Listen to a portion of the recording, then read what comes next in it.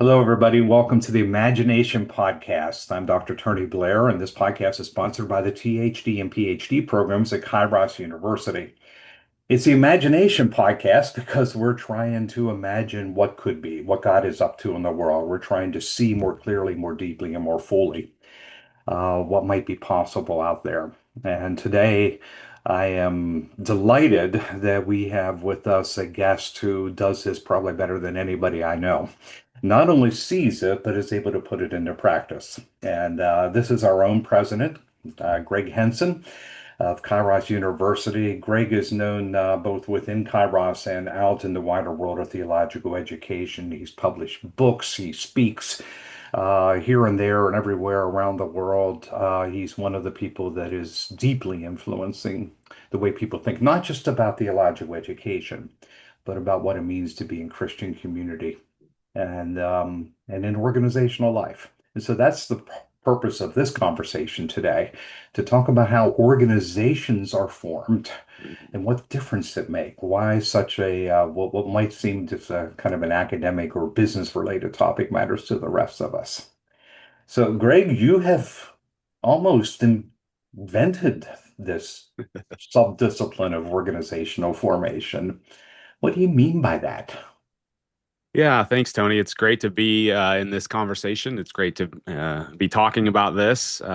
Always grateful for the opportunity to kind of explore the topic a little bit. The idea with organizational formation is to kind of bring together fields that people have spent a lot of time studying, but haven't really thought about how they interact with each other. And so there's a thing called the kind of transdisciplinary approach, which is a little bit different than integrative. So it's not just that we're integrating one thing and another thing. It's that in the bringing together through transdisciplinary stuff, something different arises.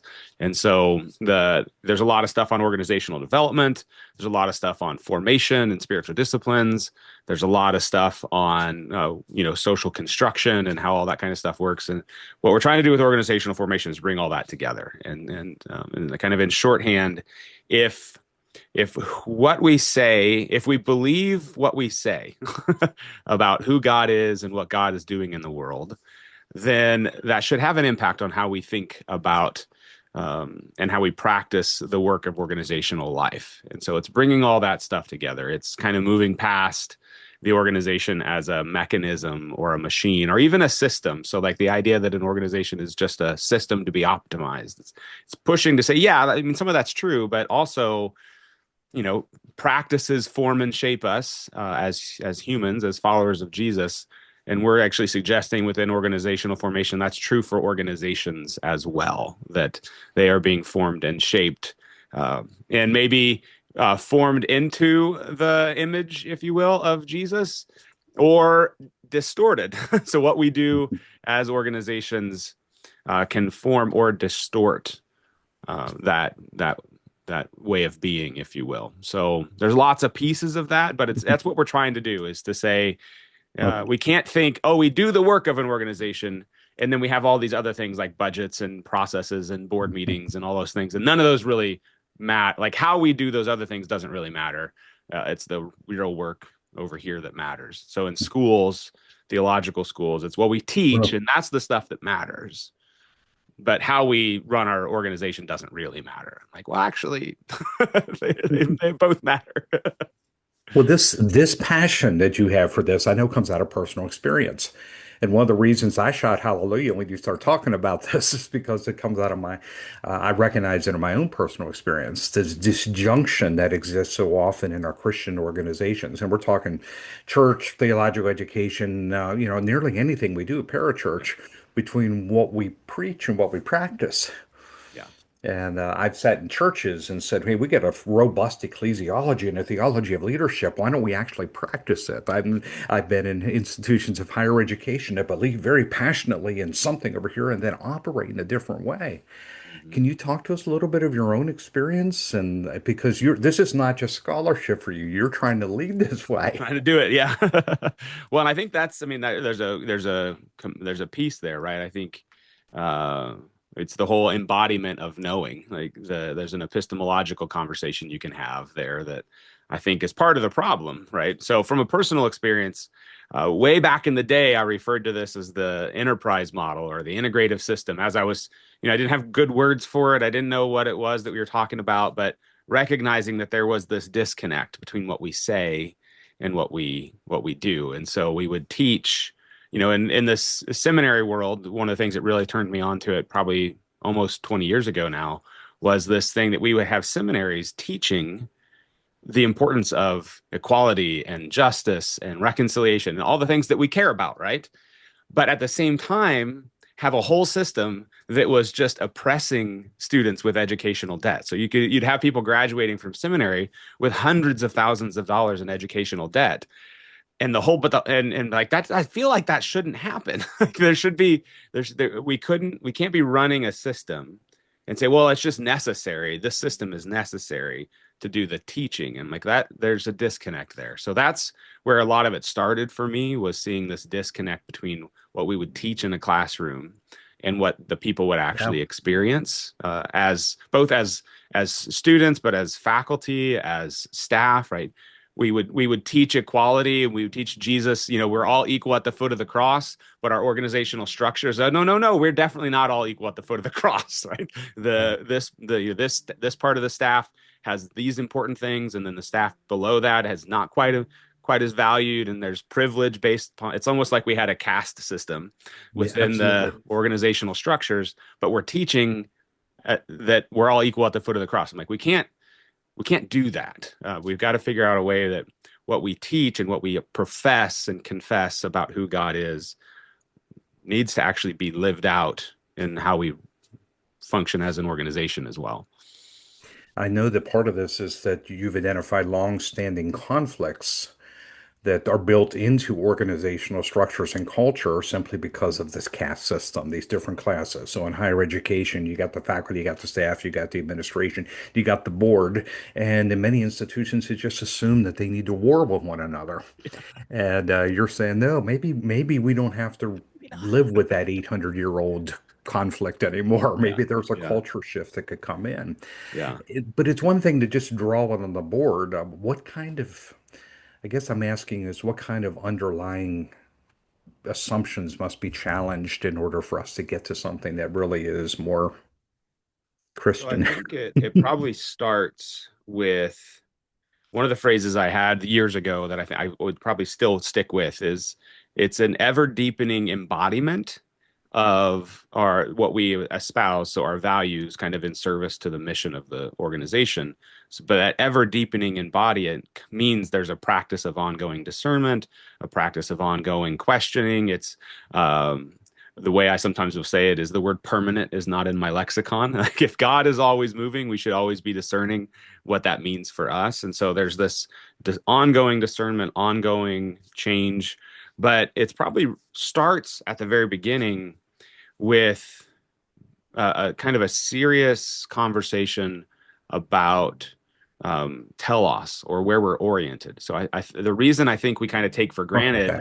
the faculty structure, the staff structure, the curricular structures is because those are inherited norms from a particular telos, and that telos is actually the academic guild, right? And I'm not here to say that the academic guild is a bad thing. It's not inherently a bad thing, but it is not actually the telos toward which we, as followers of Jesus, are to be oriented, right? We are oriented toward the gospel, toward what God is doing in the world, the mission of God, like the life of God. You could come up with lots of different phrases, but my point is, it's a different telos, it's a different end point.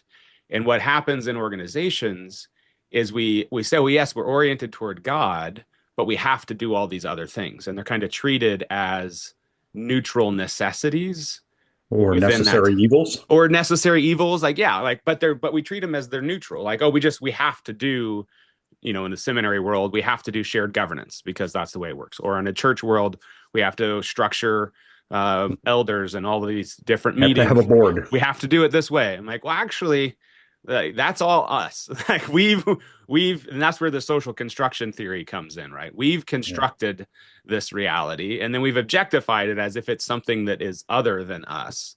And it's what ends up happening is you have these competing, you know, teloi. You've got one that is in the seminary world, like we are oriented toward being a good school, or the other one, we're oriented toward participating in the life of God. You might do both, but one has an ordering faction. And I think what we've ended up doing sometimes is making people in the image of the academy and hoping we get Jesus. It's like if we do this and teach content about formation and theology, then we'll get followers of Jesus. And like, well, what if we switched that and, and focused on, well, if we always start with formation and start with Jesus, it turns out you can also award degrees. But if you start with the degree, you might not get to discipleship. But if you start with a discipleship, you can always get to a degree. It's the orientation or the ordering of the teloi probably that is the root issue, in my opinion. But obviously, I could be wrong.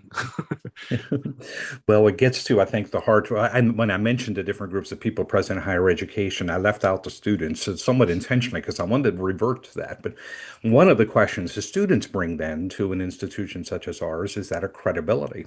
Mhm. And anytime you take a prophetic stance and say, we will not participate in the guild in the way that it's been done for 800 years, or we will not organize in the way that is standard, you get this question of, well, is what you're doing then credible?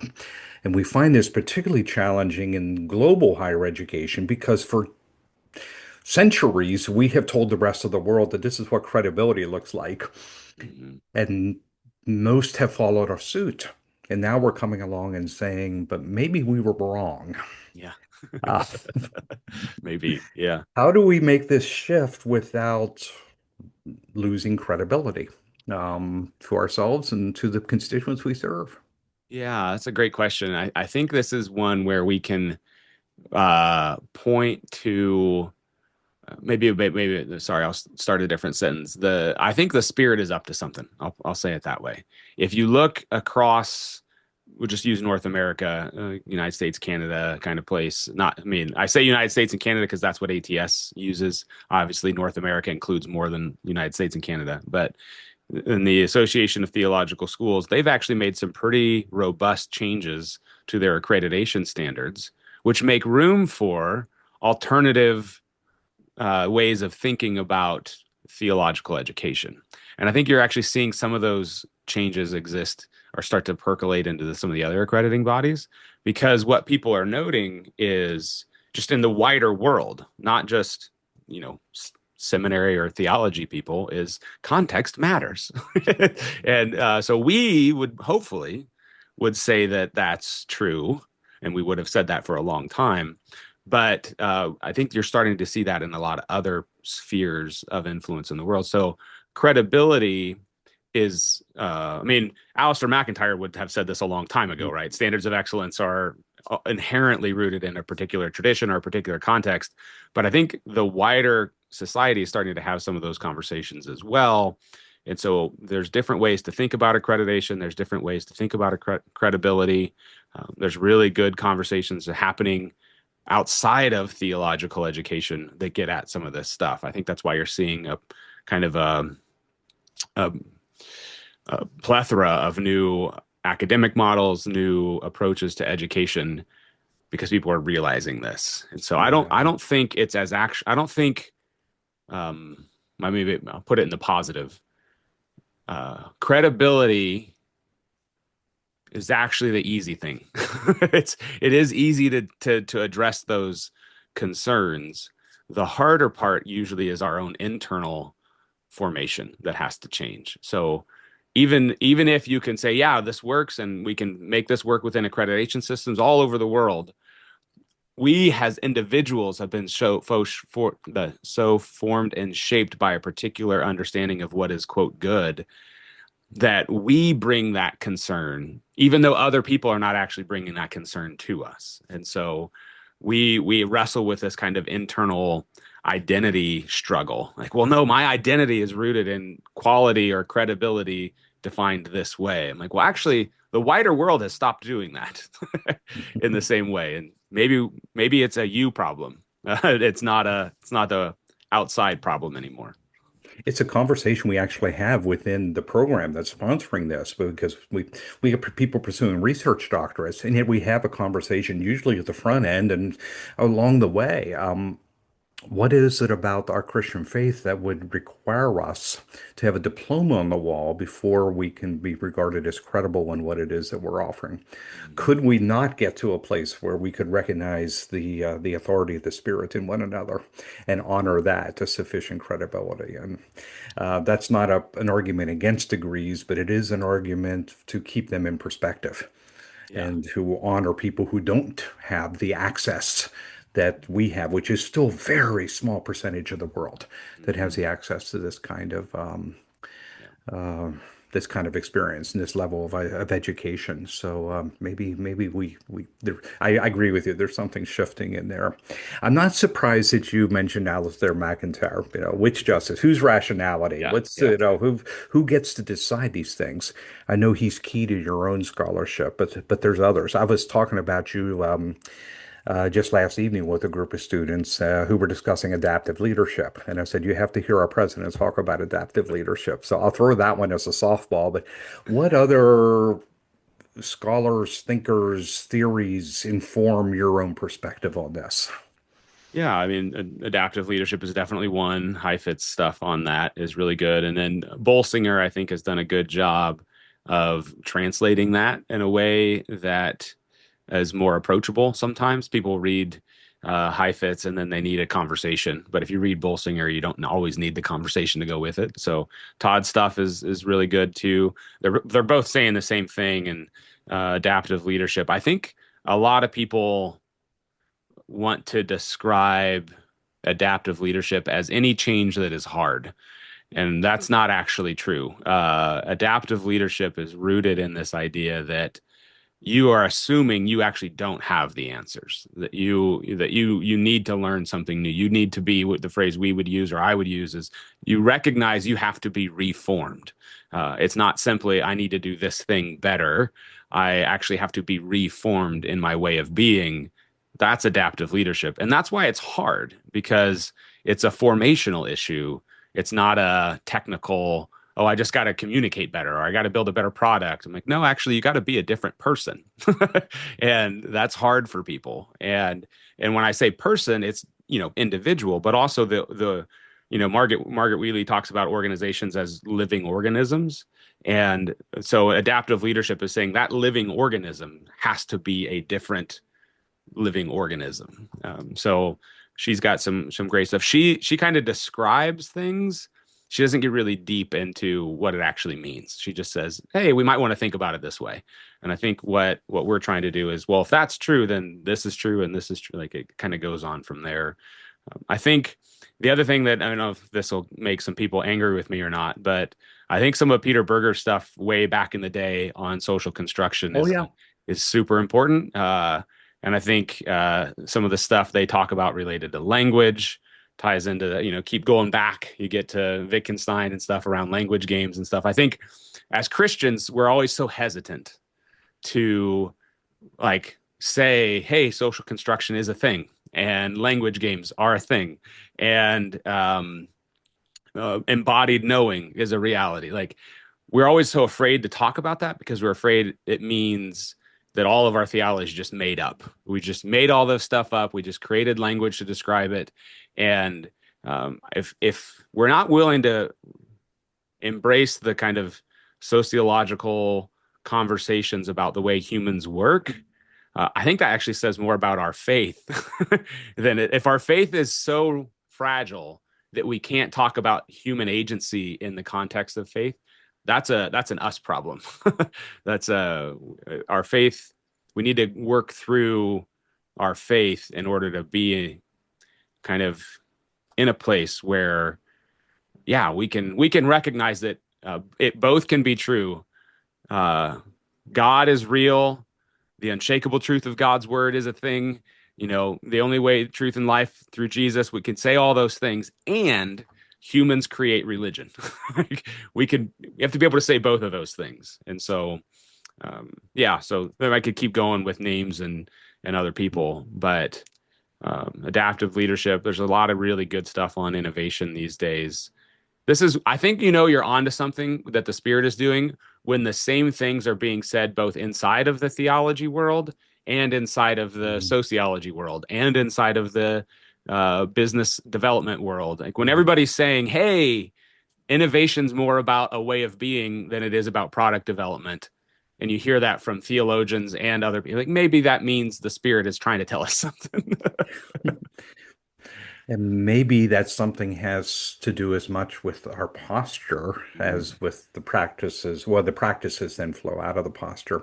The one that got me excited, which is an old text anymore, but I'm old, and so this is one of the ones that changed my thinking decades ago. Was Peter Senge's book, which I know mm, shows up in your bibliographies quite recent, quite often, where he talked about the learning organization, the mhm. posture of continuous learning Yeah. and resisting the temptation to build the pyramids and going flat and being adaptive. And of course, much of the other stuff that's come out of that.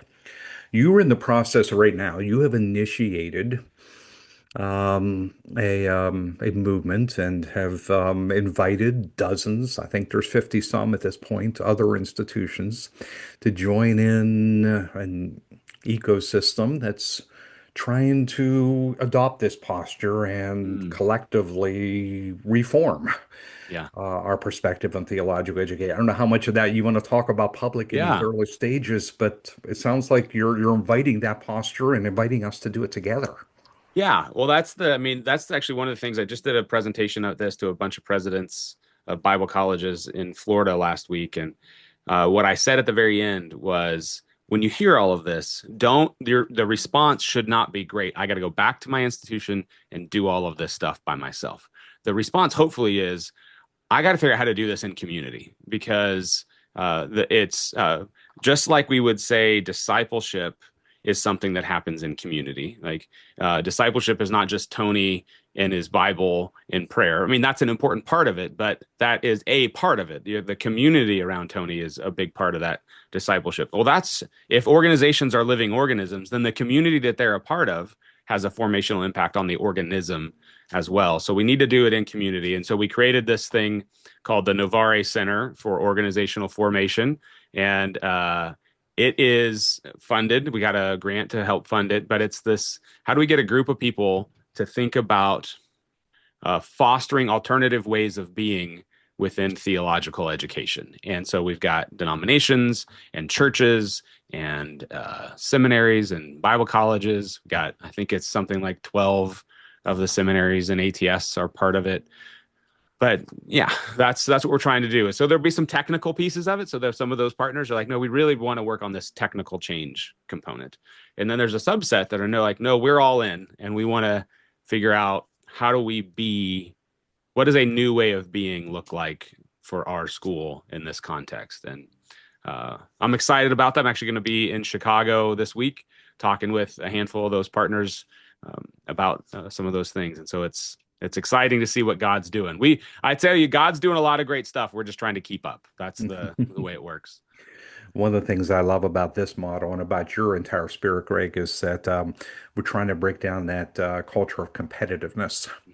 That that was part of my own research and some other podcast. Maybe I'll talk about that the roots of the competitive religious marketplace in the U.S. or in North America, but treating other institutions as partners toward a common end, a telos, Yeah. rather than as competitors for the number of students that we can make, and therefore we have to one up each other on what kind of programs we have or the glitziness of our marketing. You don't even market Kairos, at least not not very much. Yeah. Um, Yeah. where does that spirit originate from? I would love to have a great story about where it originated from, but I don't have one. But the phrase that I stumbled upon, I think I probably said it, but I would like to believe I didn't come up with it. But 20 plus years ago, probably the phrase I used was, there is no competition in the kingdom of God.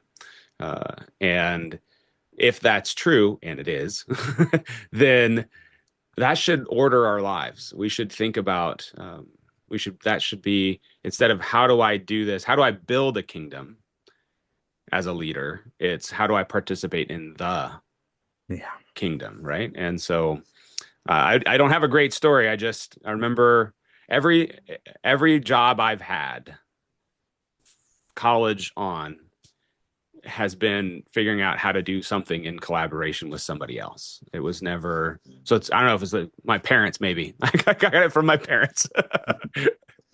I can't look back to a time when I didn't think that. So Mm. it must have come from my parents in some way. I think we're hearing, however, this dual invitation, and I'm asking you the questions because you're the one that's inviting the rest of us, but to help us understand it for ourselves. One is the individually Mhm. we need to be reformed. That's what God is up to all the time in all of us, and we have been, one of the common illustrations in the spiritual formation literature is, we've been formed in Egypt and we get transformed in the wilderness, and we get Mhm. reformed so we can finally inhabit this promised land. And I suspect if there's anything that's true of American Christianity, at least, I won't speak for the rest of the world, but in our generation, it's that we're in the wilderness, and an awful Mhm. lot that we once thought was true is being dismantled. And Mhm. rather than grieving that, I think what you're saying is no, actually, there's a necessary dismantling going on, and there will be a necessary reforming that has to take place out here for us to be able to be and do what God had always intended us to be and do. And so we have to Amen. do that together. Yeah. Now, I'm trying to Amen. summarize, and I may not have done that No, you nailed adequately, it. but The wilderness was a formative time. We look in the wilderness as like that was this hard and like that was when God was forming the people of Israel. And uh yeah, I don't know, maybe I'm too much of an optimist, but the wilderness is a good thing too. Like so it's an opportunity to be reformed as the people of God. Yeah, that's great. yeah. And we get a little bit of Walter Brueggemann in here, whose work on prophetic imagination inspired the title of this. And for Yeah. those of you that are in our program, you will hear the word imagination pop up all the time, Hmm. because we do think that's one of the things that the church exists for in the world, and particularly a doctoral program. Hmm. But his work on the prophetic imagination was we need to be able to speak death to that which must die, which is those old Yep. assumptions. The Hmm. old royal consciousness is the phrase that he used, and must, however, also prophetic isn't just criticizing, it's not just critique. We must speak hope and life to that Hmm. which must come alive. Yeah. Yeah. And I hear you doing that, Greg. You're Mhm. trying to not just nudge, maybe shout with a microphone at times. Something. It's time Yeah. for something to come alive that's been long buried. Mm. Amen. How would you encourage us to do this in our own context? We got people listening in who represent ministries and organizations and from incredible contexts from around the world. Hmm. Yeah. Well, Encourage them to put this into practice in some easy to way understand. yeah. So again, do it in conversation, in community. The first step that I often tell people is find a way to have a conversation inside of your organization. It's great if it's facilitated by somebody who's not in your organization, about what you espouse and what you do. And the reason that that's a good conversation to start with, especially if it's an outside person having the helping facilitate it, is you begin to see gaps. You begin to see, oh, we say this, but we do this.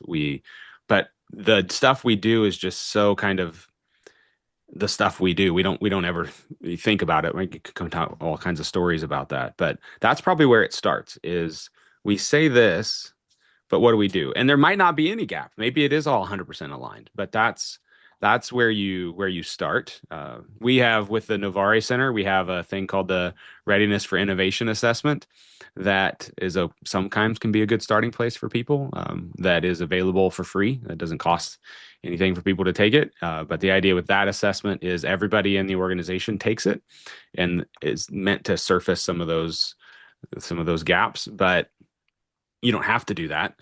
You can just have the conversations.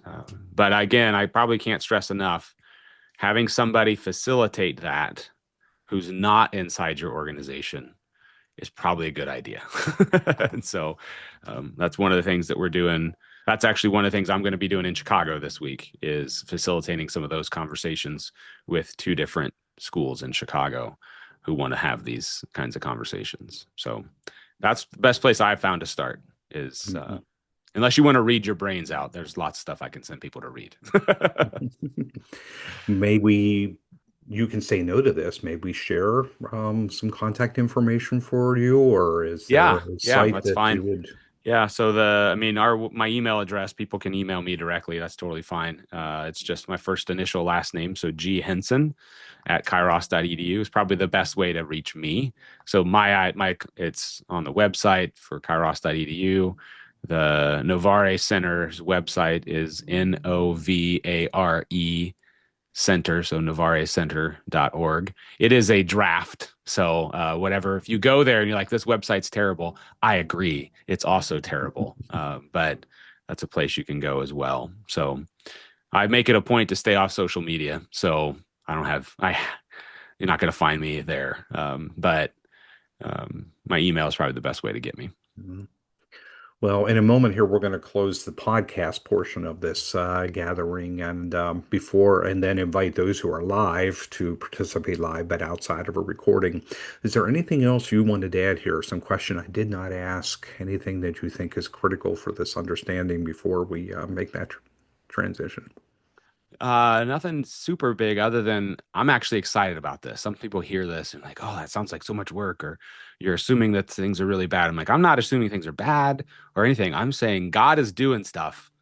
Let's jump in. And if we do that, how we do it matters, maybe is what all I'm saying.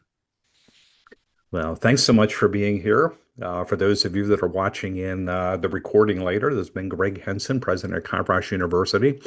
By the way, Kairos is living out this story itself. He was the president of what was then Sioux Falls Seminary, and they started making these changes, and a number of others of us were attracted by this and decided to join rather than compete, rather than just try to make technical changes, to join in with Kairos. And that's part of my own story and part of the reason that I am so enthusiastic about what we're doing together here at Kairos. This makes eminent sense um, from the perspective of somebody who studied leadership and organizational behavior for a long time and has experienced many of the same frustrations. So thanks so much for being here, Greg. Yeah, happy to. Thanks.